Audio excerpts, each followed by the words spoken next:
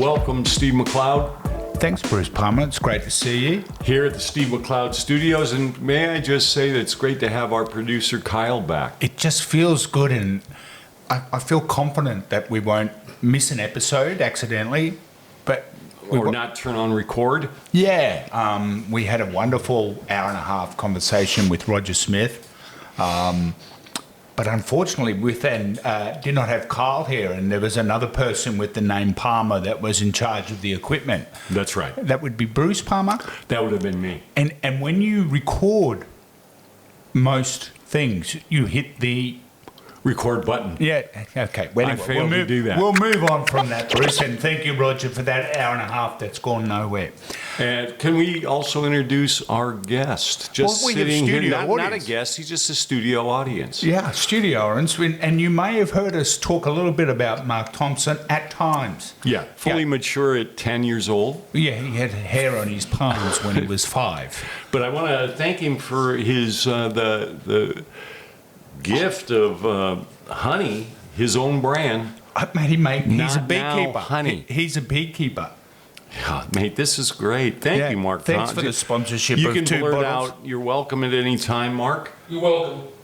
Yeah. All right. So, what's the spine of today's podcast? May I? Yeah. We're Can gonna you have please a little, take it away? Yeah, we're going to have a little look at the Final Four, NBL Final Four. Yeah. Of course, you have all the Final Four from the WNBL. Incorrect comment. But you know what I should, and I apologise to the ladies, but I didn't have that as my research for this week, because normally you hand that stuff to me and I just do what I'm told. Okay, good team guy. Then we're going to have a little look at the coaching departures. Those known, those speculate. Speculate. And then we're going to get into starting your season, because a lot of teams now are getting ready. The NBL 1 is gearing up. QSL, QSL Youth, QSL 2, which, by the way, I'm going to make an insult. I've asked basketball back in July. I sent him a thing. Can you remove the 2s? Right. The connotation for young people is that I'm in the second team. Yeah. Give it a completely different name. Yeah. Okay. Right? Good decision. Not okay. NBL 1. It's got to be because it is what it underneath is. the NBL. Yeah. Understand. Correct weight. And also, Larry Kesselman's brainchild. I think it's good. I don't have any complaints there. But the QSL is good. Yeah. It's a development league for your NBL So then 1. there's QSL 2 and a youth league? And a youth league 2. So my suggestion was call the QSL 2 the Pacific League. Call the youth league to the Brisbane League. Yeah. Or any other Just thing. come up with something. We can do a competition and get a better name. Why don't we run our own? Okay. Yeah. People send in the names, and and we'll announce the winner next time, and we're going to send them a voucher to Not Now. Hey, Not Now, honey. Not Now, honey. What a great name, Mark. I got to give you credit, mate. That is a stunner. Yeah. Now, and then going on, we're going to starting our season trials. What do you do? What do you do when you get your team selected? What do you do for selection? Okay. So are we going to talk about that sort of representative level, or are we going to talk about junior coaching? I'm talking junior coaching. Okay. So we're talking about under 14, under 16, I under get to 18. pick your brain. Yeah. Because I'm coaching the year 10s, Yeah. A's, by the way, at Brisbane Grammar School, and I'm so excited about it. And you've spent a lot of years at Terrace. I did, Bruce. Yeah. So you just go to the. Well, I didn't ever coach a team at Terrace. Yeah, well, but okay, you were the director there. But do you basically just go to whatever school pays you the most money? Is that how it works? No. Okay. I left Terrace specifically. Oh yeah, the director. I don't want to be associated with their director of basketball. Yeah, All and, right? and I've only been associated with that school for 35 years, and mate, that was the attraction for me. You, Matty Hamilton-Smith, Roger Smith's his assistant. Yeah. They're great guys until they made this hire. Tom O'Malley, I love him. Lukey Gribble's gone to Nudgee. Luke Gribble has left and gone to Nudgee. What news? Fun facts. There's some fun facts there. Yeah, they don't stop coming out of our mouth. And we... So what are we starting on? let's start on the Final Four. Excellent. The Final Four. I like it. Let's revisit the knockout game between Southeast Melbourne and Adelaide 36ers. Now, just a little. Let me just give you a preamble, and then you just take it away, Steve. Okay. All right. It's like if I were Alfie Langer and I'm pitching it out to Hitchcock or Hancock. No, Hancock was a winger. It's You don't pitch out to a winger? normally the centre does, and Alfie was a halfback. Okay, well, there you go. Yeah. See, it's fun facts for everyone today. Adelaide was up early in the third quarter by 21. Correct. At halftime, our colleague, who I admire and respect so much, Sam McKinnon, addressed So apparently, through my contacts and also on the NBL webpage, Sam has delivered an almighty spray. Call to arms, call it what you want. Tell them that, hey, fucking pick your game up. But it was apparently, if you know Sam's a pretty chilled character and doesn't raise his voice a lot and stuff. And you see him on the sideline. He's well stated. He's Composed. Yeah, very. And as he was as a player. And as he is as a coach. Yeah, totally. And he's my pick, by the way, for the Bullets coach, but we'll get to that later. Mm-hmm. But Sam's apparently delivered, because I think the head coach, I'm sort of getting the sense that he was maybe doing an interview or something, and Sam's just giving it to them. Well, they've turned that game around and won easily in the end. I have to give some credit to Ben Air. Ben Air, who I've always been a big fan of. I think you've now kind of... I'm always happy to be corrected if I say something inappropriate. I love the kid. Yeah, I really like him. him. He was good. He was good. How about the defense? Was it Foxwell? I love that kid. He's a tough nut, mate. Mate, he can shoot. And his speed, even though Kendrick Davis ended up probably, I don't know what his numbers were at the end of that 20 game. plus, but harder. Probably 8 assists. But he worked his ass off for every single point. And as a coach, when you play against the Leroy Logginses, the Cotton of all you can do, they're going to get some numbers, right? All you can do is make them earn it. Make them work for every single point. Great players will always get their numbers. Can I bring up another player? Please do. Yeah, in that Adelaide game, Vasiljevic. The V. The V. Do you know in his last 4 games, he's the starting 2 guard. Yes. He had 2 assists. In 4 games. In 4 games. I look at him as like when he's going, like he can shoot the shit out of the ball, right? Volume shooter. For me, when I played all of the years, when you have a volume shooter, I'm not a fan of, I have to tell you, because when that means they shoot the ball a shitload, whether that's going in or whether it's not, they still keep shooting the ball. We're great players. Like the Illies, the Deladovas, Goulding. Cotton. Yeah. Even when they're not getting their number, they do other things. They take a charge. They get 8 assists. They just know how to influence a game. I think that's disappointing for what I think is the captain and valet. Am I correct? I believe you're correct there, but it was shocking. And I think he was like 2 for 11 or worse. Yeah, it wasn't good.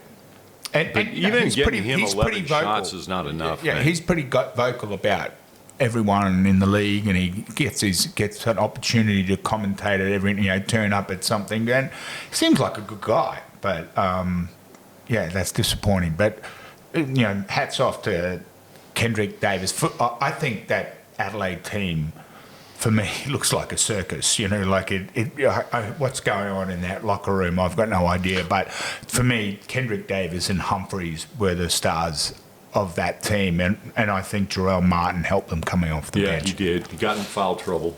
Yeah. I don't, and of course, social media. What's happening with Mike Wells? You know, the head coach.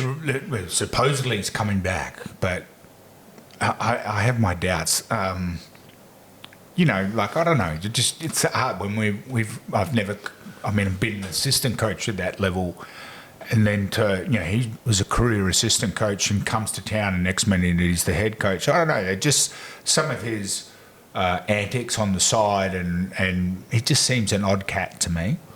Well, I've got mixed emotions because I thought what Matt Weston was brought in as, like, for one of a different title, the general manager of basketball operations. Right. And he is there now? He's there now. He was the one that made the move to remove Scott Dennis and hire Mike Wells. He kicked some other goals, mate. Getting Montrell Harrell here was a huge win. I didn't mention his name. I mean, he's 20-10, but he's a walking circus. He is. I don't know the volatility, you don't know the relationship between any player and coach, but he seemed volatile. I would not enjoy, as good a player as he is, and he's a big unit, he's got like 8 foot long arms. I would not enjoy coaching a player of that who behaves like that. I would find that. Well, did he not get suspended? Yeah, he did for 5 games. 5 games, went home. Yeah. Good time to recharge. Yeah, but instead of supporting your teammates. Well, you're a hired gun, and that's exactly what he was.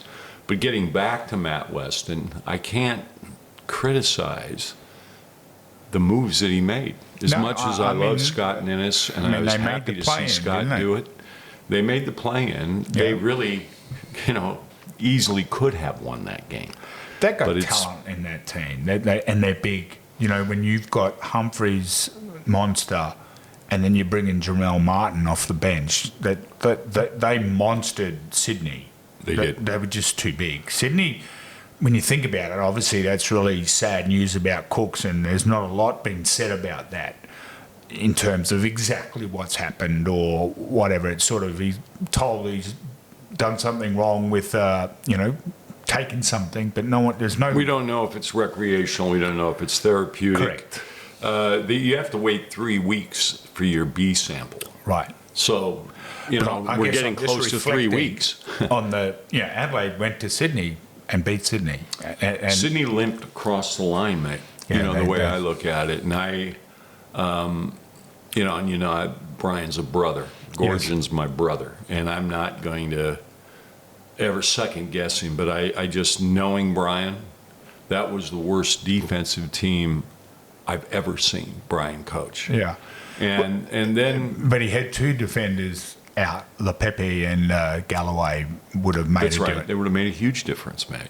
Yeah. But he's got to reload in the guard spot. I don't know I haven't spoken with him. I know that going through the review, and I know like you, like me, like all of us here, those are hits. Getting knocked out in the first round, unlike any teams that he has. But I got to say, one other thing, and I want to give a great shout out to a wonderful basketball career for Jason Kadee. Man, champion guy. He was coming over and doing clinics, part of our thing with Terrace. Again, hats off to Tom O'Malley and Matty Hamilton Smith. He has got, I believe, the highest basketball IQ. Mate, he has got to be a great coach. If he wants to put his hand up, I think he'll be a great coach, man. Yeah. I'd get him on right now. I think his. If I was the Brisbane Bullets, I'd be chasing him to be an assistant. Yes, and we're going to get into some of these coaching departures now. But that possibly also meant that if I got Jason Kadee, this is just me talking unilaterally. No insult, no violation. But that might mean maybe one of the assistants might have to be moved out. But anyway, we'll get on that. One of the 4? They got more assistants than I have hair on my eyebrow. Yeah. Anyway, Jason, great career. Yeah, champion. I've seen him up close. I really like him as a person and a basketball player. And I thought he played great in that game against Phoenix. He was the standout. Well, I don't know what his numbers are, but I bet you they were better than Vasicic. Far better, man. Yeah. Far better. And, I'm hoping we're going to get in now to the coaching departures. Do we want to do a little preview? Because it's been quite a long wait to get to this next first round. game's this Thursday, and that's against Melbourne Perth, the first game, and that's in Melbourne. Are you sure that's the first game? Yeah. Okay. The second game is the next night, which is Illawarra and Southeast Melbourne. Southeast Melbourne. Looking at the draw, These are going to be good. This is going to be good games. mate, I really think this is going to be a great series. These are 4 teams. Southeast Melbourne, you just got to take your hat off to them. They went 0-5 to start the year, change a coach, and they're in the semi-finals. So, Third coach. yeah, take my hat off to them. I think the Melbourne Perth series is going to be Could tough be as shit. a cracker. Yeah. Melbourne won't go down easily, and Perth, they've got their studs back, Doolittle's back, Yeah. and Windler, when he scores 15 points, Yeah. they never lose. Who's the Henshaw or Henshaw? Henshaw, yeah, is the guard. The guard. Yeah, Word on the plays 2 street threes. is NBA's looking at him. Yeah, well, again, I can only go on my research. Well, I'll have to go dig out and see what Derek thinks. But Taran Armstrong, Hurt, and Yeah. Will Magnay are getting some attention, in the NBA. Coming in now, 10-day contracts. you I don't think know if about- Magnay's you- healthy, but Yeah, well, he's not healthy, but when you look at Hurt, he would fit in the NBA. blood oath. Yeah. The 'Cause he's guy's a scoring machine. Yeah. And, I love the farmer's tan. Right off a tractor onto the court, baby. Yeah, and not give a shit. Not give a shit. Yeah. I mean, I remember when you had the farmer's tan, you gave a shit. All right, right, well, that's so- going to be great stuff. But so we if should this probably final- mention why the delay in getting to the semifinals. Okay, good question. And that's because FIBA decided, let's just call a FIBA Well, we weekend. got to have the Indonesia-Australia clash. Yeah, that was great. I think our team, and all credit to the guys that played for Australia. They played with pride. Yeah, good on them. And they had the opportunity. Take your hat off to Nick Kay. There's a guy that is just, he's come back from Japan to play. I think Japan's in the throes of it, too. They're still playing, man. Yeah, and he always puts his Australian You gotta jersey love it. in front, and because there were some guys that obviously all the people playing in the 4 teams in the semi-finals, none of those players were available for Australia. Elijah Pepper played Really well. really well. Yeah. I mean, that's good to see, because really you'd say that that's our B- team. Oh, I mean, Kay's a feature in our boomers. Then, we had Mitch and Mitch Norton and Mitch McCarron, and they're good always soldiers. going to be servable. Yeah, good soldiers. But so they upended They play again Indonesia, today.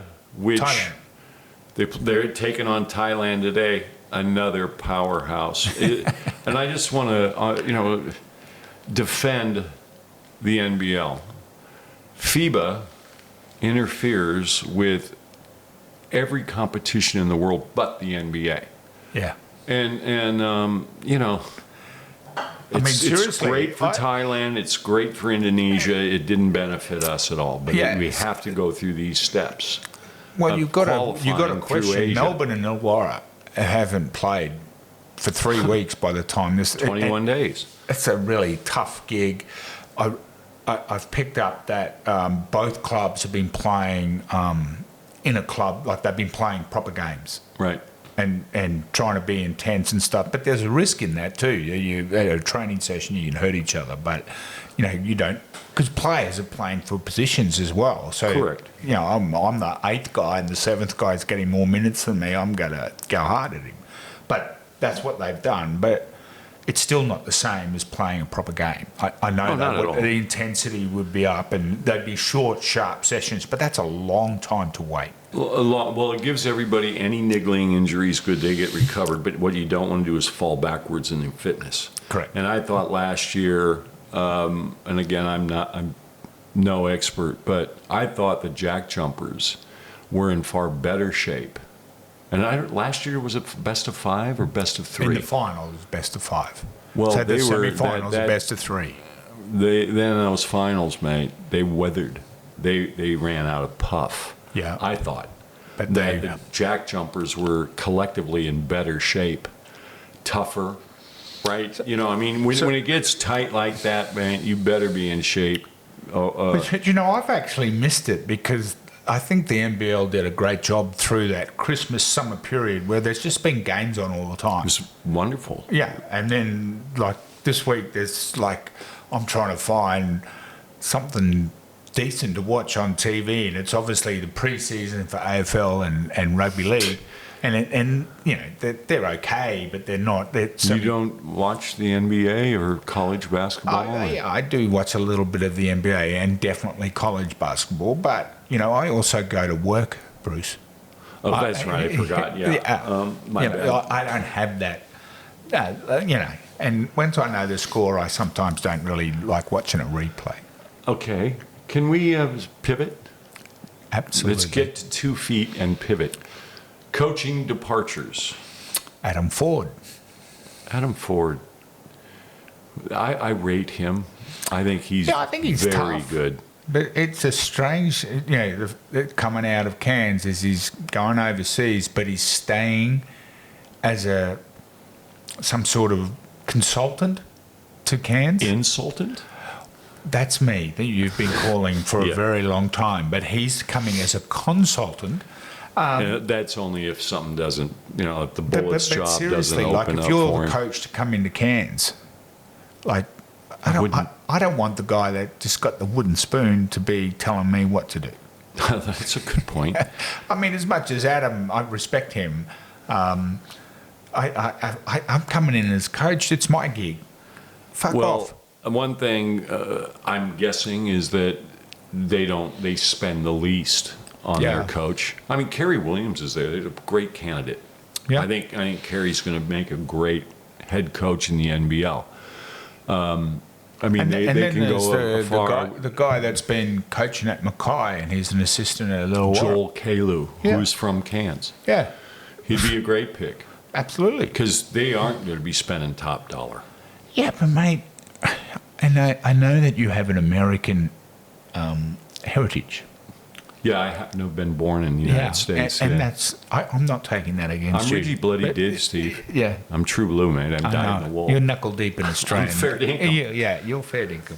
Mate, with these coaching vacancies, and we'll get on to the next one in a minute, I don't want American You coaches. don't want any Yanks. I don't want a Yank. Oh, wow. Mate, we've already got Wells. We've got, Gorge is Australian as well, but we've got... He was here in 77, yes. Yeah, and the Josh King, he's done a great job, right? I just want some Aussies to be in these roles that are vacant. Well, everybody would like to see that. Like, now we should move on to the Brisbane Bullets who've let... So Justin's gone as well, and Justin there's Schuler. There's a lot of talk around him being a good guy, nice, and lots of people are disappointed he's leaving. But they're doing a review, and whenever you hear the CEO of an organisation saying that they're reviewing the Is Elon Musk reviewing? Okay. That's a review. so they're reviewing that means the coaches.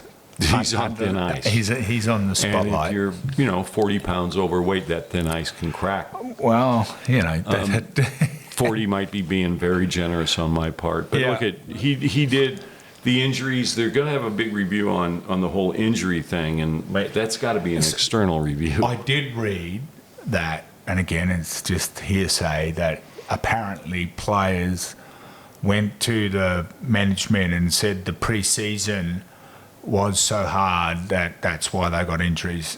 I call bullshit on that, personally. Yeah. If they're training too hard between games in season, because you need to build your base Yes. in the pre-season. That's where you get all your fitness. I don't know. I don't know You what get is. all your fitness in the off season, mate. Hey? You get it all in the off season. Correct. You increase your strength. You better don't ever come into but preseason I just camp hate, out of shape. I just hate hearing about players going to, like, I look at the Bullets players and I'm like, who's gone to, who's such a stud? I mean, pray them, mate, he's earned Prater's a stud. Correct. I thought Cooks was up and down, and to be honest, I could care less if Cooks. Bateman left. You know, like people going, well, he scored 50 points in a game. That was pretty amazing. But there was some games he scored 2. You know, Not productive enough. I think those 2 spots you'll look to get better. But let's talk about some of the guys. First off, I know firsthand because of my relationship with the Brisbane Capitals, Greg Vanderjack is very, very good. Okay. Very good. And if you're looking internally, mate, why not? Because when he was the interim, he did a good job. He did a really good job. Yep. I think preparing the team, communication. You know, he's also a scout. It's either for New Orleans. He's a scout for the New Orleans Pelicans. Okay. So he's got respect. He's also, I think, been named now as the national coach for under 17. Nice. I don't know what they call that I mean, team. Vandy's a good guy. Like, Good he's guy, a good coach, and he's been within the organization. He's somebody that I would really consider. The other ones I've saw on social media is that Chase Buford has expressed an interest. So here's my question about Jace Buford, right? He was here, he did a great job. I think he won a championship with Sydney. He won 2. Pretty good pedigree in this league. But then he's going, you know, Australia's not big enough for me. I'm going back to the US. He's R.C. Buford's son. Yeah, and he was going back to the US to use his success in the NBL to be a bigger coach. To be Mike Wells. Yeah. So why is he coming back? Well, you know, he apparently likes the competition. You'd get 4 times the income in the US if you're a good coach than you would playing as a coach in Australia. Look, if you're on the bench, you're looking at $1 million. Yeah. If you sit behind the bench, you're looking at anywhere from 400 to 800. So all of them are getting paid. They're all getting paid. And I think he was a behind the bench guy. So what it would be is if you're one of the guys on the bench, you know, you're one of the 3 assistants. And Bruce is talking about the NBA people. This is NBA.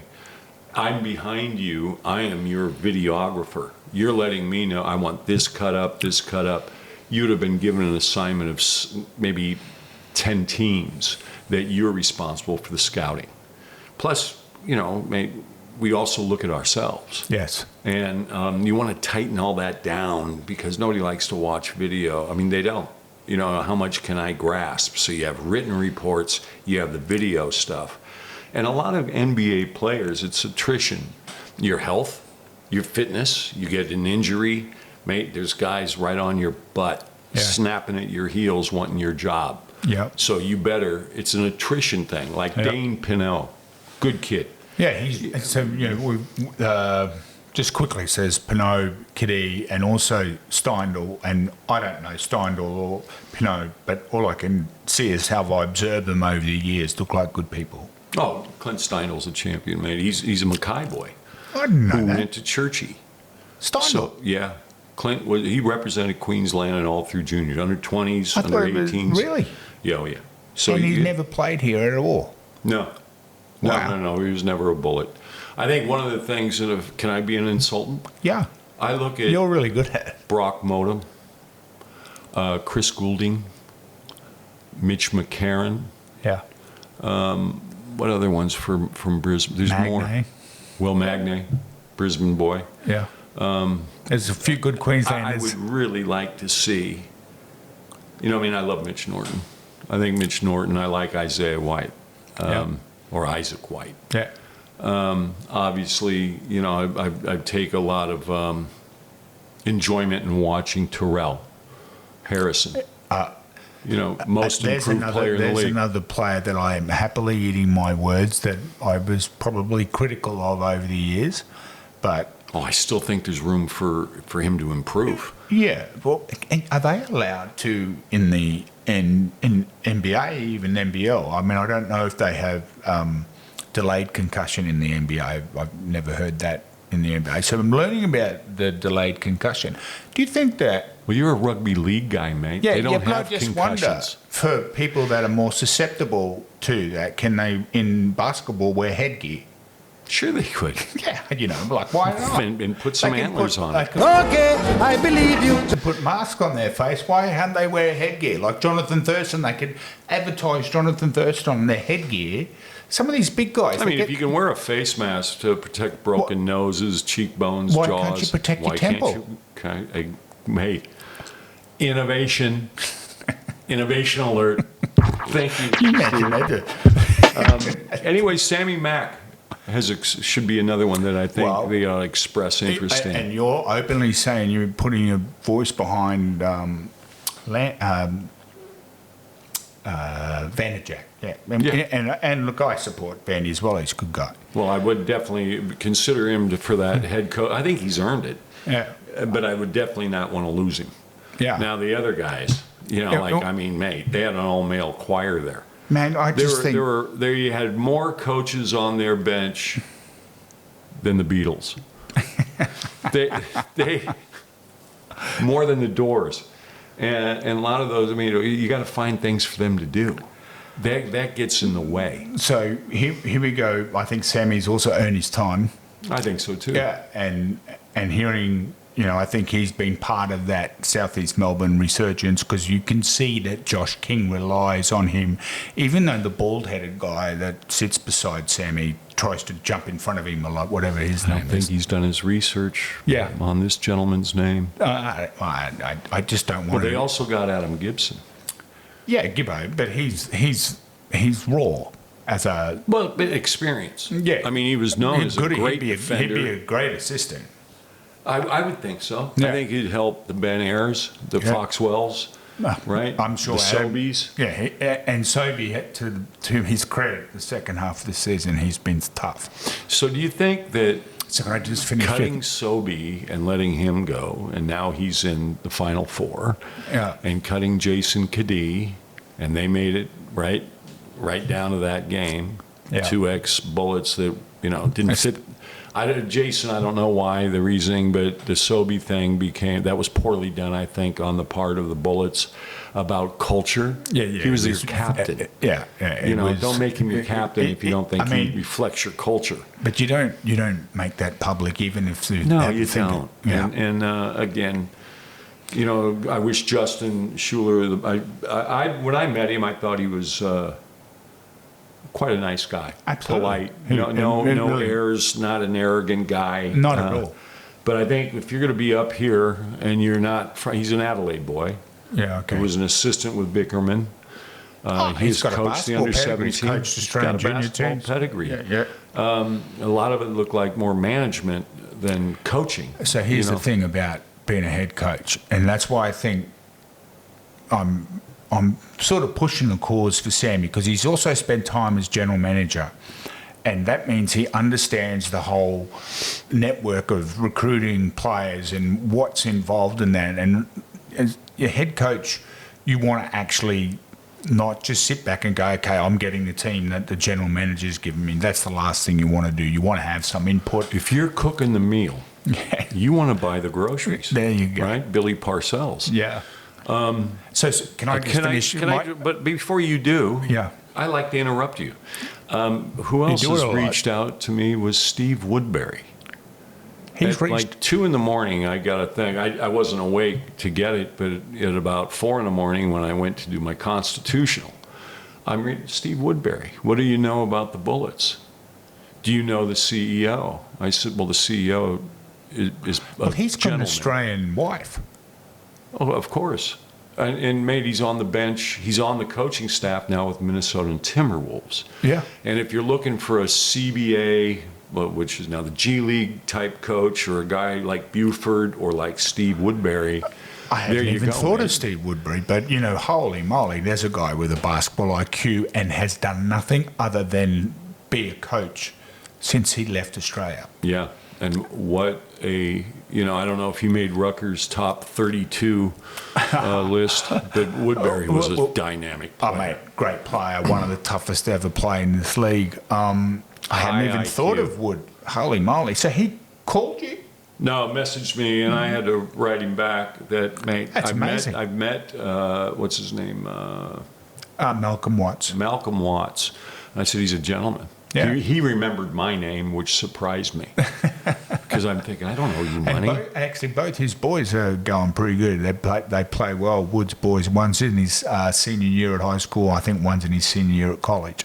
Well, that would but be a his good younger time one to- is a lefty like Wood and has got a serious shot on him. And Steve wasn't a lefty. wasn't he? No, he was a righty. You're right. You know, and then when he played at Kansas, he was like a stopper. He was a dog defensively. Yeah. That's a great I never university. saw the offensive talent that he had. He was so big, mate. Like strong, wide. So I'm hoping. I told him. I said, mate, and he didn't understand. I said, mate, well, the only thing that I would, if I was to have can a I criticism, just say that's breaking news, and I would say that no one in the country knows about that. you think that's breaking? Oh, gosh, yeah. Kyle, would you say that's breaking? Yeah. Tomo over there, not now, honey. Would you say that's breaking news? I think it's broken. Okay, there you go. That's You broken. did. Well done, Bruce. Great. But I had it. You I have said, it right here on violations and insults. That's right. We do have a bit of breaking news. But I told him, I said, mate, right now the only observation that I could be critical about is that they had 5 coaches. Well, he thought they had 5 coaches, like this. Coach A fired, Coach B fired in the season. He goes, Yeah, "Ah, but maybe, damn, maybe, maybe. I don't know, but yeah, look, I hadn't even thought of it. And yeah, he would be somebody to consider. He is doing his trade. Well, he's trying to reach out, so I'm trying to find a number, right, or an email address for Malcolm Watts, and try to find that, mate. You'd think that he's. You just needed to ask. You have it. I'll get it. We'll get it, and we'll get it to you, Steve. Hey, Steve, start listening to our podcast before you ask us to do some busy work for you. But can I finish? I've been trying to Yes, spit sir. it Yeah, out. my bad. Obviously, I'm voting for Sam. Yes. Okay. I think, breaking news, Jason doesn't even know it, but I'm pushing him forward as an assistant. Jason. Kadi. Wow. Well, he's moving to Bankstown. Sam, Jason Kadi would be, they're good mates. And we're talking about 2 Australians that have played shitloads of games in this league, played for Australia. They're both winners. They've both won championships. They won the QBL before it was NBL 1. Yeah. Sam at the helm, Jason. Yeah. And then I just think Jason would be, and he can't jump into head coach because that's too much, but he'd be a great assistant. I reckon. Yeah. So that's my thing. And can we get on? We have the good and bad of Derek. We always talk a lot about Derek, and you seem to follow him closely. Well, I don't think So he's campaigning hard for the It's look, Derek. I watch what he's posts a lot of stuff on what he does with his individuals with a lot of players. He's really good at that. He's really good. He does some good stuff. Okay. But you can't go from. He's never coached a team, and Gladstone. Yeah, but even when you coach at that level, at this level, NBL, you got 4 assistants, you got people doing video, you don't have 4 assistants, but go on. But if you can't get it done with 3 assistants, then what I are understand. you doing? But there's people management and player management that you just don't walk into a team and go, okay, I've got that. You need some. That's why Jason, as all his knowledge, he knows he's got to do a bit of Well, time. I would definitely pick Jason ahead of Derek. So Rucker. I think Derek's just Derek, using you're good it to at what raise you his do, mate. You're a profile. very good analyst. Derek. I think he's absolutely. one of the best. Andrew Gaze, Derek. 100%. Yeah. But I think it's all his commentator mates putting him forward. So I think he's getting a bit of plug Brad out. Rosen is openly campaigning. Yeah. Brad Rosen is the Elon Musk to Derek being the Trump. But Derek, look, mate, no problem self-promoting yourself. You're good at that. He's really good. And he came out with a top list again. Another one of his. Yeah. Is he picking the Australian rugby union team? It's the top 15. From top 15. Yeah. So is he picking the Union team? He might be. Maybe he learned to play Union in Australia. Anyway, I don't top think 15. with that wardrobe, I don't wouldn't know say why. so. And it's tough to pick the top players, I can tell you now. But anyway, he gets a bit of Off the controversy. top of your head, right now, first guy you'd pick if you're picking a team Australian, who would it be? Oh, an Australian? Yeah. Oh, that's a good question. Australian. You're filling a lot of dead air. here. Okay, no. I pick Magnate. Good pick. Yeah. I'd pick Xavier Cooks. Well, as long as he's clean. As long as he's behaving himself. spent his term. Yeah. Let's go. Who'd be your? See, I don't want an Australian point guard. They don't get to the grand final. I love Mitch. What's his name? The kid from Townsville. Taron Armstrong. Oh, Mitch Norton. Mitch Norton. I love him. Yeah. Great backup. Yeah. Get a one that can swing into the two, Mate, and you can play Mitch. The Taron Armstrong has... Taron Armstrong's big time. Man. Yeah, he's good. Yeah. So I'd have him. I'd definitely have Tui.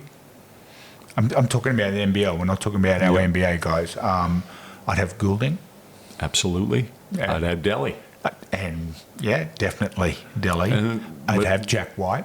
I would have Jack White. Yeah. I think we've got 6. We're getting up to Derek's list of No, 15. we don't get to 15. I'm trying to get to 10.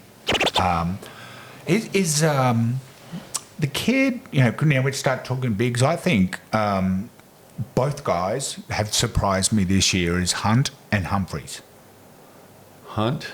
Playing for Southeast Melbourne. Is it Hunt? Hurt. No, Hurt's the American, the big guy. Oh, yeah, who was with Sydney. Correct. He's serviceable, for Absolutely. sure. And Humphreys has had a Humphreys really good has had a season. really good year. Yeah. Are they in Derek's top? But if you got to pick big, you got to go to Sam Froling. Absolutely, mate.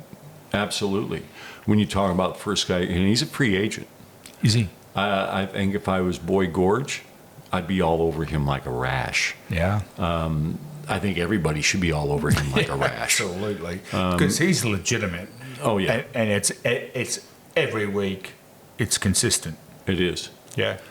Oh, he's big time. The only thing I know about Sam, I struggle with the man bun.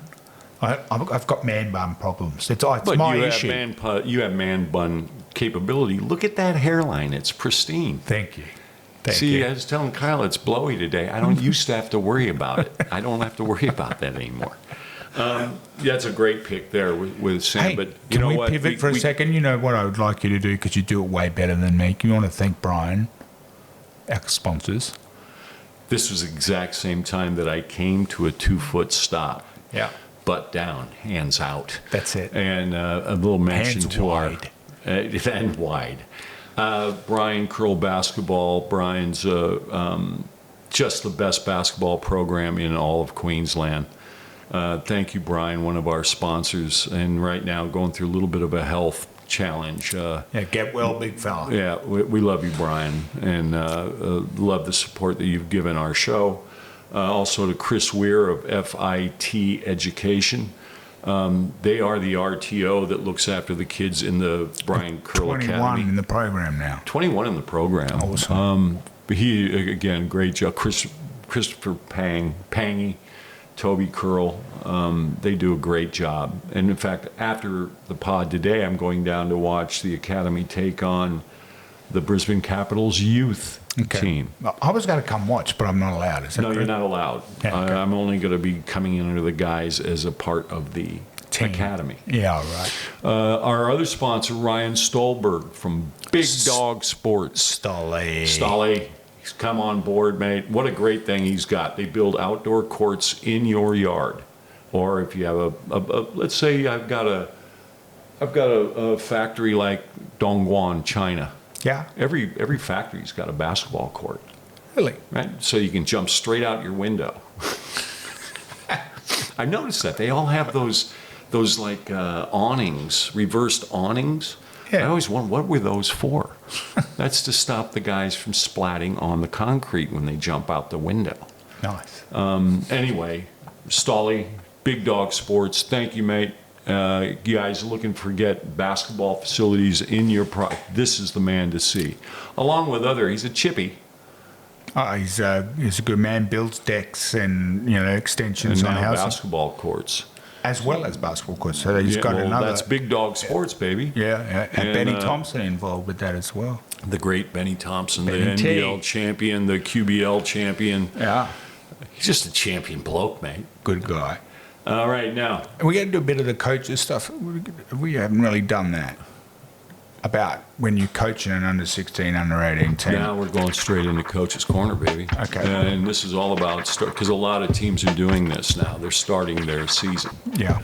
And a great opportunity for me to pick your brain because Right. I'll be going through this selection. And even before selection, we were talking about this beforehand, meeting with parents. Yeah, I mean, we're not talking about NBL 1 here. We're talking about under 14, under 16, Let's under talk 18. specifically with let's say the 10As at Brisbane Grammar School. Yeah, well, first of all, there's a selection process in most of these schools these days, and it's pretty quick and nasty. Teams turn up at a trial, and you do your best to pick the A, B, C team, right?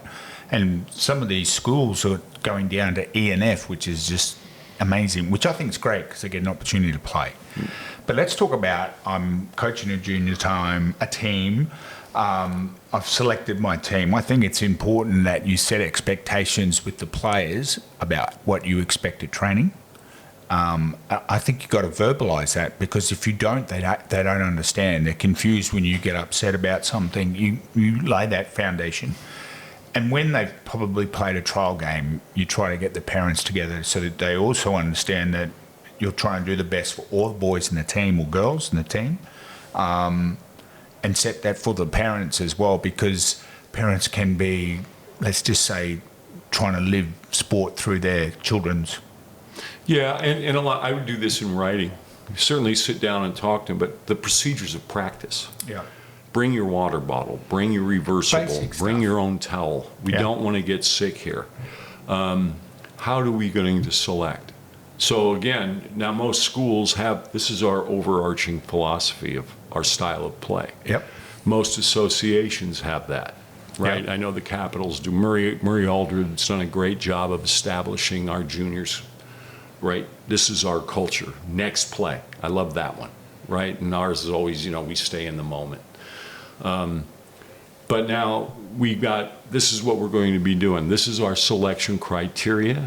This is going to be our selection process. What would you do? In terms of selection I process? mean, specifics. Obviously, it depends if it's under 12 or under 18, and we're talking about an 18. But I don't try to necessarily look at it as a positional thing. Yes, I want to have some size. Everyone in basketball wants some size, but I like to teach kids to be able to bring, like the biggest kid, be able to bring the ball up the court as well as the smallest kid. But obviously in a game, Flexible players. correct. So, but I'm looking at my selection is are you running back in D? Are you running the simple stuff? I'm Sprinting your lanes. sprint your lanes, run back in defense, kids that talk. That matters to me because it's a team game and people go, I got to select the biggest kid so he can score 50 a game and not pass the ball to anyone else. Do you know what? Most of those kids at juniors that are doing that, Yeah. they end up going nowhere because everyone catches up to them in size. And then sometimes I'd rather be the smaller person at under 12 as being the biggest person because you have to work harder. Well, we want to stay in specifics. Would the geography of the court be an important thing to teach? That's a great thing. And you can do that as a warm-up. For some of these kids who've never heard, that's the short corner. You get them just to run to these locations as a basic warm-up. And all of a sudden they're I've starting seen you do it, and you do it great. Yeah. And I followed that with the academy. Yeah. First thing we're going to do, you got to know the court. Yeah, You got to know the geography of the court. Run to the elbow, run to the nail. Like these are things language that we use, and we just assume kids understand it. They don't. I've learned that from you, and the whole geography of the court thing. You need it if you're going to ever start teaching your offense. Yeah. You need it if you're going to start teaching your D. Yeah. So our last year But together, we that's were a pack line. That's a timeout. and you draw something on the board and you're using basketball language, you want the kids to understand that. So another thing that I would hand out is my glossary of terms. Great idea. Right? So, because every team has got their own verbiage, right? Yes. Or verbiage. Nomenclature. No, exactly right. And I think that's got to be known, because if I'm saying, hey, I want you to V-back, right, we're going to flare off a, What are you what's a talking flare? about, coach? Correct. Yeah. And you got also know coaches, parents, it's going to take time. Yeah. Right? Because as we all know, and I don't want to spend a lot of time on this, but I am a visual or kinetic learner, right? You can sit there and my audio, you tell me if I'm here and over there, I got to see it. Yep. I can't follow it on the verbal. So I know that. My coaches knew that and demonstrated it once, I got it, right? Move me around. Timing is such an important thing, right? The timing that you move. Spacing. But so those two things, the geography of the court and the glossary of terms. Some consistency, like some of these teams in these schools, and I'm talking GPS, TAS, and it's the same in Sydney, Melbourne, no matter, the same sort of competitions that are really good. Yeah. But you don't have a lot of time. You play school once. It's like playing a grand final. You don't have a lot of time. Yeah, every game's a grand final. So you've got to have a couple of what I call like key things. You've got to get the ball in bounds, right? And there's how many times you put the ball in bounds in a game? Many, right? And so you've got to have, just not assume that they're going to get the ball in bounds. You've got to have some basic stuff, early days, simple to get the ball in bounds. As the season progresses and you understand the talent that you have, you can tweak that out of bounds play. You can add another one in training. One of the things I like that you have Would you done, start with offense or defense? well, I think, scoring is important, but for me, like I'm a massive defensive guy. So a lot of the small-sided games I play will be based on scoring, but at the same time, I'm teaching defense. So I'm teaching on the run, things that I expect them to be. Like I just don't want to drill.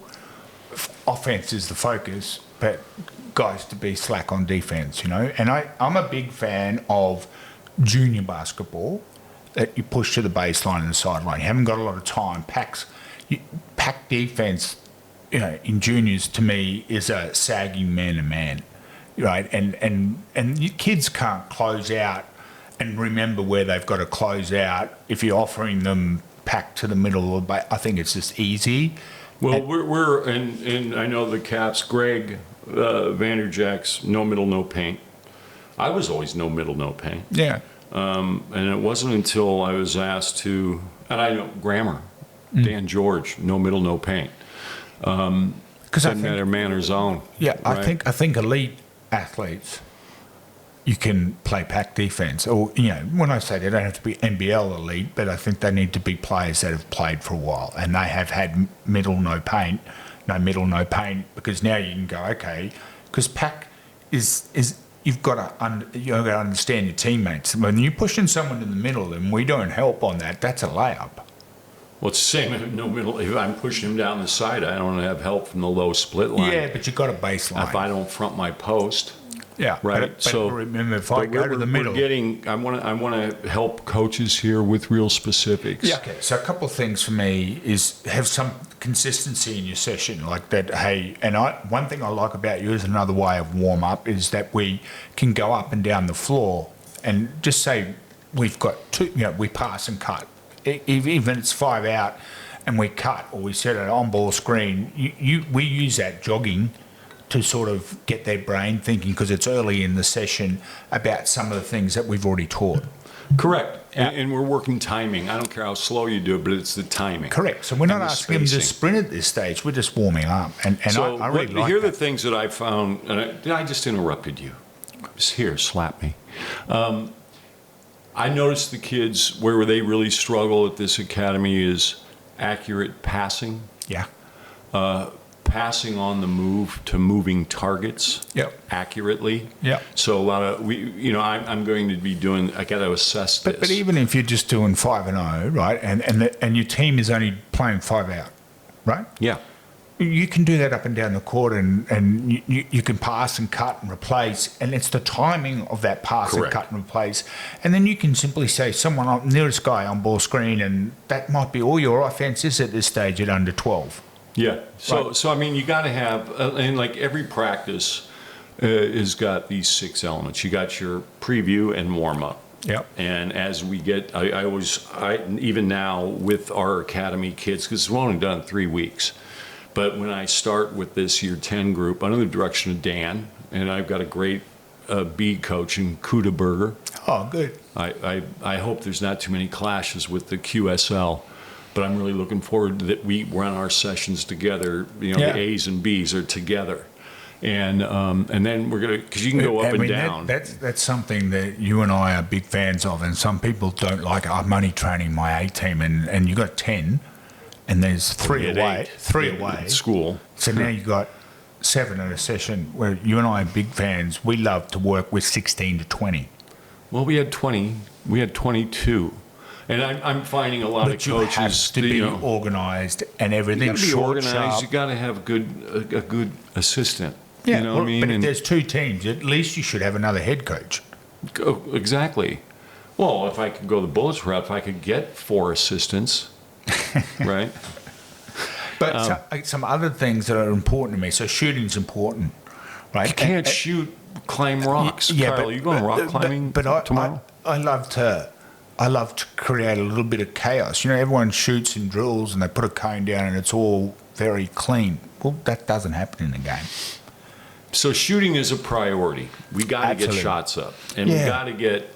I mean, all and finishing but at moves. speed and game-like, get a shot that you got to get in a game, and you know there's so many things you can do. You can have someone close out, you know, on the shot, or you can have 3 lines at a basket, and guess what? The ball gets hit by another ball, and you got to run after and rebound your shot. Is that like in a game? Is it a bit of chaos? Yes. And I like that. I do too, and I like having a variety of shooting drills, so like the Vanderbilt, Yeah. the Barcelona, the Crean. But you can set a target to time, and so people are going at speed. So getting back to it, so we have our preview, we have our dynamic warm up, we have skill work. Yep. So a lot of ball handling. Yep. So you got to be able to handle the ball. Absolutely. So the Maravich drills, the partners crossover, bounce pass. Yeah. I throw a chest pass, you throw a bounce pass. So we're working on our accuracy, Can timing. I ask, how long do you do these drills for? These are just a taste. Yeah, exactly. Right. You're just fast, bang, So, do it, and then on the next one straight away. It just does my head in when I see coaches do something like that and they do it for 10 minutes. Yeah, you don't. You need a taste. I mean, Right, and I we're talking always ask minutes, them- aren't we? We're talking minutes. We're doing this because we go from that to something. Mate, look at if you're doing, and I'm doing it. It's around the waist wraps, right to left. You know, 10 seconds left Yeah. to right, 10 seconds, one leg wrap, Yeah. other leg, weave in and out of your legs. Yeah, but the concentration of those things, it's only minutes that we're spending. It's seconds, Yeah. right? And my thing, and this is a Tom Maher thing, go as fast as you can. Don't worry about making mistakes. There you go. Right? Blast these things out. And I don't mind if a Because ball's guess bouncing what? around. If you try to get perfection, you will be on one drill for an hour. Correct. And that's just bored the shit out of it. So something for me that is so important for junior basketball players, do I like to win? Absolutely, right? But I don't win at all costs because, you know what? No one remembers who won the under 12A at a school competition, right? It's not on your CV, right? That's for sure. But I love to win. But I won't do it to like play a zone or under 12 or any of this sort of shit. You know, when I first started coaching at GPS 35 years ago, everyone was playing zone.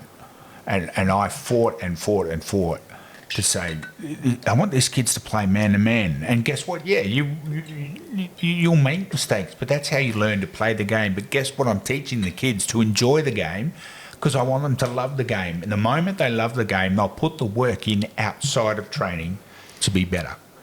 But when training's boring as batshit, you lose the kids. They'll go play footy. I like to do a lot of small-sided games. I'm trying to build this up in sequence for our listening coaches and for my own benefit. Yeah. So me too, right? But I would go now 3 lines. Yeah. Right? And I'm working now the dribbling, crossovers. And as we know, coaches, you need these, Billy Tomlinson, you need these. I'm going to drop some names. Billy Tomlinson, change of speed. Yes. With a dribble, crossover, right? So front crossover and back, between the legs, inside out, the shoulder turn, the Tony Parker, behind the back. Then you need a pullback. And this is where a lot of inexperienced players don't have the ability. They drive in and they don't have the ability to stop. Yeah, but keep your dribble alive and back it up. Get onto 2 feet when you come back because you can go both directions. Get into 2 feet, perfect feet for the shot. Yeah. And we spend a lot of time with this with the academy, mate. Everything that we do. So we'll do 3 jabs. Jab at the defense, back to perfect feet. Yeah. Onside, back to perfect feet. Yeah. Perfect feet meaning these are the way my feet will have to be every time I shoot. I'm a massive fan of juniors to, even when they attack the basket, get 2 feet into the paint because when I get 2 feet in the paint, I can be a great passer. Yeah. I can shot fake and step under. Yes. I can shot fake and the guy jumps and I can wait and then I can shoot, or I can go 2 feet and go get a floater. Yes, great players can do more than 2 feet, but we're talking about juniors and so many times you'll see them go in 1-2 feet and they're stuck. And they're stuck. Or they drive in and now I'm stuck. Yeah. I never had learned the ability to stop low and backpedal. Yeah. And then, so I got to get the dribbling aspect of the ball handling, though I'm not a big fan of the dribble. You use it to get a driving lane, attack the basket, get a better passing angle, or use it to get separation for a shot. Yeah, but they'll watch Steph. And the thing is, we can't even comprehend at what level this guy's dribbling the basketball. He's dribbling it at a level that is like iconic. And we all need it, mate. It doesn't matter if you're, I know Wembanyama is out. He's got a blood clot in his right shoulder. That guy's been taught everything. Yeah. Right? Passing, dribbling, shooting, finishing. Obviously a ridiculous, great passer. He's come from Europe. Yeah. So France. Their fundamentals, and everyone's bagging the shit out of Doncic at the moment. He's too heavy and he smokes and drinks and all that sort of stuff.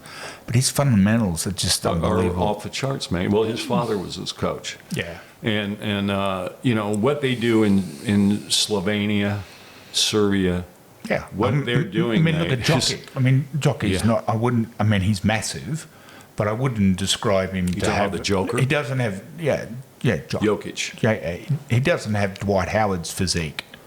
No, God, no. You know what I mean? No. But his skill level is off the charts. So anyway, getting back to it. So now we got that. Now 3 lanes, pass, cut, sprint your lane, layups. Yep.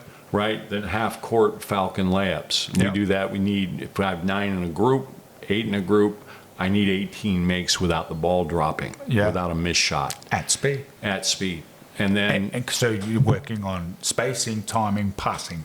Spacing, timing, passing, and catching on the run. Yeah. And I want that on their hands, mate. So I need a target hand, and that if it's halfway behind me, I'm not counting that as a basket. And you can do different finishes. That's okay. Absolutely. All sorts of stuff today now. There's a name for everything now. I can't keep up with some of the names of all the different things that they do now. This is such a... You need a reverse layup. You need the nearest hand. Get it to the rim quick. Fast. Dwayne Wade style. And I know that I was watching the Cleveland Cavaliers in New York. Everybody's got that because... I'm on the left side. I got to shoot a left hand. You don't want to give up space. But you want it on the rim quick. If you go with your left hand or right hand, I say I'm on the left side, and I go left hand. My shoulders are now facing the guys trying to block me. Correct. Yeah, And so you don't want to give him space. he's You got gotta a remove target. Whereas if you go quickly with the right, your shoulder's closed, and for him to get that, he's either got to have unbelievable timing, or he's got to get your shoulder. Next. So after you do your skill work, you want to Brett Brown, gamify it. So if we're working on passing, cutting, layups, shooting, now's a great time to have a short-sided game. Yeah. Right? 3-on-2 plus 1. Yep. 4-on-2 plus 2. Yeah. So many different ways to Great one that I saw. The head coach of Minnesota came out to China. What a great guy. His name, Chris, what's his name? Tomo. He wouldn't know. The head coach of the Timberwolves, Chris Finch. Yeah. And I'll just pick that name up. Just dropping names now. He starts with a free throw. 2 guys there. Make the free throw 2-on-1. Yeah. Then they come back 3-on-2. Yeah. Then they come back 4-on-3. Yeah, it's a Come back tiring 5-on-4. Then they finish 5-on-5, 2 trips. Yeah. And, Great job. it takes a little bit more time. Any drills that you're teaching, the 6 essentials, it takes a little more time, but once you have, I'd call it the Chris Finch short-sighted game. So the kids have an association with the activity. We call everything we do a name. Everything's got a name. Because then the kids understand that. Association. Yeah. And, there's just...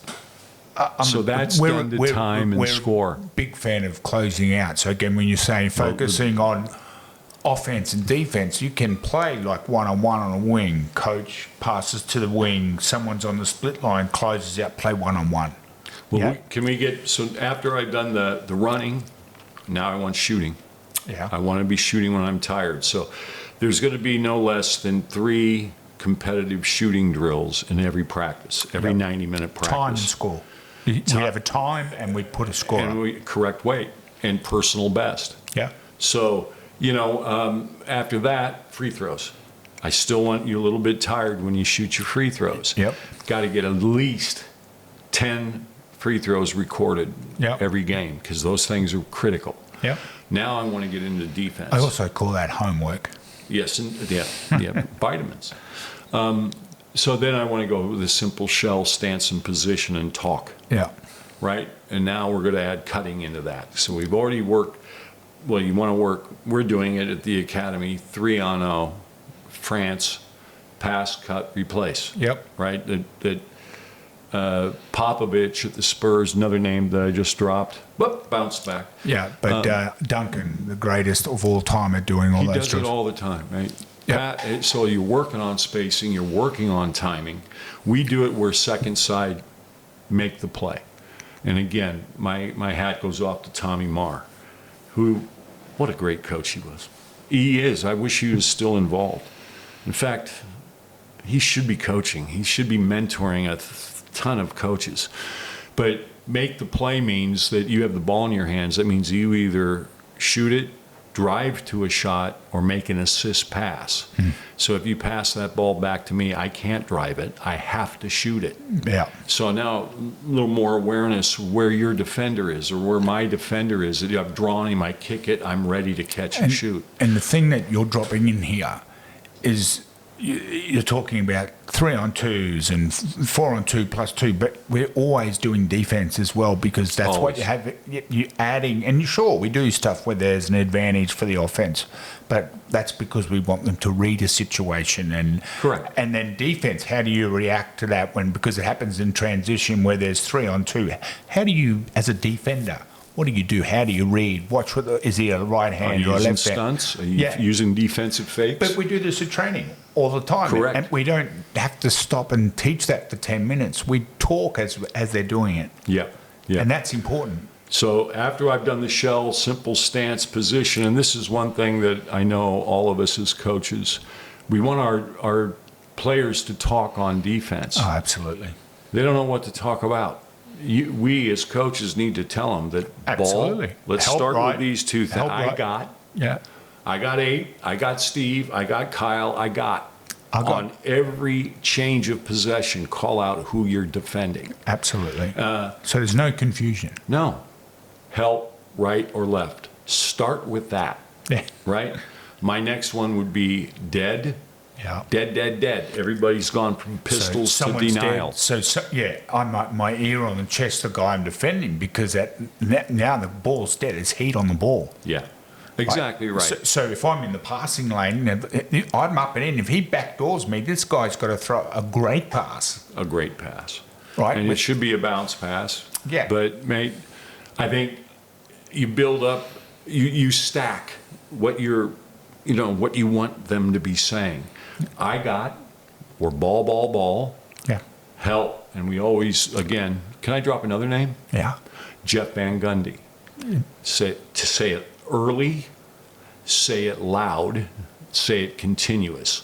His thing was always say it 3 times. Yeah. Right? Through. There's nothing. I mean, just some people are introverted and like trying to get them talking, but half the time, as you've just explained, we haven't taught them what to say. No, we haven't taught them what to say, and I think that's on us. Yeah, absolutely. We need to. And again, your glossary of terms will have all your verbals that you want defensively, but you need these for prompts. Yeah. Right. Hey, Bruce, when you go to a training session, and when we've planned a session, we absolutely have that session in our hand. We're reading it, and then we make adjustments. If something's going well or bad, we might miss something, but we plan. I cannot, after all these years, just walk onto a basketball court and start roll the balls out. Yeah, I can't. I have to be I'm always plan. I mean, I wrote my plan for Monday yesterday. Yeah, and I always plan more. Absolutely. Right, and you miss it. You go, We'll get back to it, but like introductions. So we're new into this, and it's going to be the same for you coaches who's starting your program. You've got to introduce, right? What are you doing? Anything, any activity that's to develop skill. There's going to be time on your introduction, and this is where the 6 essentials. Mike Dunlap dropping names. Why it's important, and then you walk through the procedure. Make sure everybody knows from this line to that line to this line. I get the rebound. Don't assume it. Does everybody understand? And they're looking at you like you just spoke, Swahili, and they're too afraid to say, "I lost concentration. Yeah. I wasn't listening." Yeah. And then you find out. Right? So you walk them through it and make all those corrections before you add the challenge, the ball, the defense. But again, I think it's important. Yes, you walk them through it, but these are done quite quickly. We don't take a long time to do this demonstration. No, but it is some time. Because, we're all time poor. I mean, we have a 90-minute session. Don't get caught up in your own voice. Perfect. Do you know what I mean? Like, you ought to take that advice. Anyway, everything's done to time and score, and I think this is the one thing of the craft of the coach is being able to correct on the run. So Johnny Wooden, another name drop. Universal correction. Show them the right way, show them what they did wrong, show them the right way, have them do it. Now, coach, if they can't do it after that, that means this is too advanced. Correct. We need to break it down. Yep. Right? And many times we've tried to introduce something and we look at each other and go, this ain't going well. We'll step back to something else and we'll revisit if we think it's important. So then we got to start, I would, closing out, you mentioned earlier, critical, right? That if I gone from pistols to ready and Brian Gorge and Mike Dunlap, the hardest thing in basketball, going from one defensive stance and position to another on the flight of the ball. Yeah. Right? And good defenders. And let me just sing some, Mitch Norton's a good defender. Yeah. LePepe at Sydney is a good defender. He's Australian, isn't he? Kenneth he is. No, LePepe, yeah. He's so I think he'd be on the bubble of the Australian squad. Like if he was fit, he would have played in these games. Probably. Yeah. But that's the thing, and this is where kids got to know why am I out? Well, we have what we call the relentless persistence indicators. You're sprinting your lane. You're sprinting to the correct stance and position. You're talking, Yes. and that's the first thing to go. But you're splitting both ways, back on defense. Back on D, get ahead of the ball on offense, get below the line of the ball on defense. And guess what? That doesn't take a lot of skill. That's called effort. That's effort. But now, mate, so closing out every day. You got to have a taste of it every day. Every day. You got to have blocking out and rebounding every day. Correct. So, again, I hold this guy in very high regard, Mike Dunlap. And you can get stuff on the web, all this Yeah, stuff but now. I mean, you search Mike Dunlap, and you'll get some of his coaching tips and tricks and stuff. He's brilliant. It's there. But his thing is 4 things defensively, and there's a great tape. You can dig it out of YouTube when he was talking about his matchup zone when he was at Denver Metropolitan. Ball pressure. These are his 4 pillars. Every pass, dribble, and shot is contested. Yeah. Then rotation, right? We move on the flight of the ball. We change our defensive stance and position on the flight. Communication. Now, you can put communication ahead of rotation, right? Because I think it's probably the second most important thing defensively. Yeah. That not just the talk, early, loud, and continuous, but if you're I react instantly or Absolutely. as close as possible. So, and then rebounding, mate. We want to keep our opponent to 1 contested shot. And you need to condition how to block out. And we're going through that now with our I want to get back to this, with our academy kids. And it's going to be one of the stages, you got to teach them how to do it first. Hit, pivot, pursue. Make contact. Shooting off the You know what I mean? And again, basketball supposedly a non-contact. That's a load of shit. It is a contact sport. It is a contact sport. It's not a collision sport. It's a contact Rugby sport. league, rugby union, AFL, they're collision sports. Rugby league probably, and NFL, collision sports, 100%. Hockey, collision sport. Ice hockey. But Jesus. mate, when you go to all these sports, soccer, hockey, all of them, they're all about 3-on-2. They're all about spacing. They're all about movement, torque. It's exactly the same. Yeah, exactly right, mate. But I want to get back onto the shooting with the backboard. So Johnny Wooden, Yeah. What a boing, dropping names. Yeah. Big one on getting angles to use the backboard. Yeah. And kids, you ask them why. It's easier to make. And you go, if it's easier to make, everybody would be slamming it off the backboard. No, it's that it's going to be a short rebound, right? And I've got to get back to, I got to stay on with our guys. When we do shooting things and we're doing it, let's say the Barcelona shooting drill, I want you to get an angle for the backboard, mate. Top hash mark to the block, bottom of the block. Use the backboard. Yeah. Short rebounds. And then you got to look at defensive transition. So after I've done that shooting, I want to come back now, and now we're going to do specifically either the circle drill, and you guys can look these up, or a 4 in a line. Yeah. And I don't move that. The defense, I don't start them at the free throw line. And the offense on the baseline, I move that up to the broken dotted line. Yeah. And just up and back, and how you score, right? So offense, you get a score, you get a point. Defense, you get a stop, you get a point. Yeah. You get 3 points, though, if you stop and score, right, in transition. I would start getting into, we haven't taught offense yet, but we've taught spacing. And I want to see them play out of space. So when you're talking that as well, I like to do a drill where you're playing in half court, and if you get the possession from defense, you've got one shot, and you got to get the ball back. So you push the ball like absolute crazy. So you've been rewarded because you got the ball on defense. If offense score, they stay. They keep playing offense half court. But if I'm the defending team and I get it, I push the ball, push it. and I've got 10 seconds. Your coach yells out 10, 9, 8, 7, and they've got to try to score in transition. They're going to get the ball back and play half court again. Yeah. So it's a good drill. I was listening to, it was just last night, I was listening to Brendan Suhr, I think it's pronounced Suhr, S-U-H-R, who's the assistant coach to Chuck Daly Okay. with the Pistons. Yeah. And yeah, Detroit Pistons, when they won back-to-back. We do this.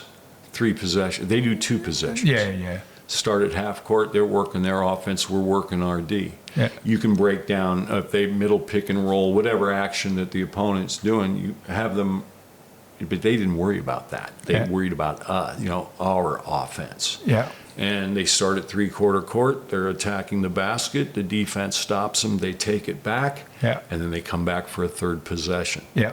And I love that because I just remember as a player, the 20-minute scrimmages turned to shit real quick. This is real, and the energy's high. The energy's high, and isn't that what you want from your that's players? Totally. So we've always finished with scrimmaging. Yeah. Then we usually have our cool down and summary, and I want the players to tell me what did we do well. And I like for juniors, before we had that player summary, like this scrimmage, and make sure you finish with something fun, whether it's a shooting knockout or whatever. I used to play a game I called Meat Pie. And I remember this game. Please give it to our listeners. So you'd have, say you had more than 10, you'd have 6 on 6 or 8 on 8, whatever you got, and you start with 1 ball. No one can dribble the ball. Yeah, I love it. And it's not shooting, it's just all about getting a bit of energy and fun. And you score over the baseline like in rugby league or rugby union. That's a try. You have somebody sitting in a chair? Yeah, we call that meat pie. Meat pie? Yeah, so we just call it, and then you add a 2nd and 3rd ball, and I tell you, it is super fun. And you only play it for a few minutes, but all I'm Just saying... to warm them up. Yeah, it's good fun. I like dribble tag as a warm-up. Yeah, totally. Make sure you don't lose the sight of we need things to be enjoyable for our athletes. Oh, absolutely, mate. I think this helps. This helps a lot for those aspiring coaches. I'm not quite sure if we're not ready to tie it in a bow. Yeah, I think we are. Except producer's just banging things in the background there. He was trying to get into some of, not now, honey, but anyway. Not now, honey. Anyway, but it's been great to have a studio audience. Isn't it? Yeah. I mean, and now anybody, you can send us an email to violationsandinsults@gmail.com. If you Can I like share, an by invite. the way, that we just remind people that we're not on YouTube?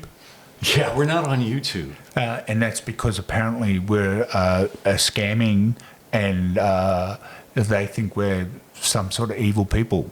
I don't get it. So but don't watch bugger 'em. YouTube. We're not there. We're not there. I don't get it. But anyway, listen, one last shout out to Brian Curl Basketball. Curly, all of our thoughts and prayers are with you right now, mate. I can't wait to see you upright in a stance. Chris Weir at FIT Education does a great job, particularly those looking to get into really in the fitness industry. Yeah. Big Dog Sports. Ryan Stolberg, you're a champion. Thank you for Absolutely. getting on board. You guys make this thing happen.